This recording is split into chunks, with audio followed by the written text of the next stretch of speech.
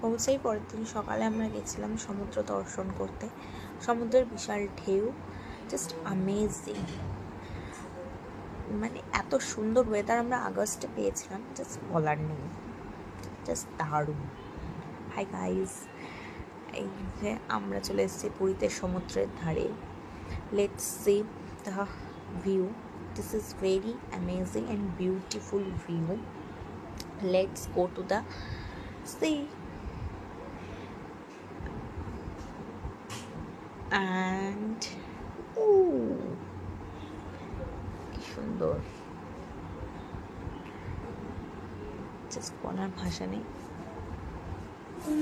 অনেকেই স্নান করছে, তার সঙ্গে আমরাও তাদের সঙ্গী।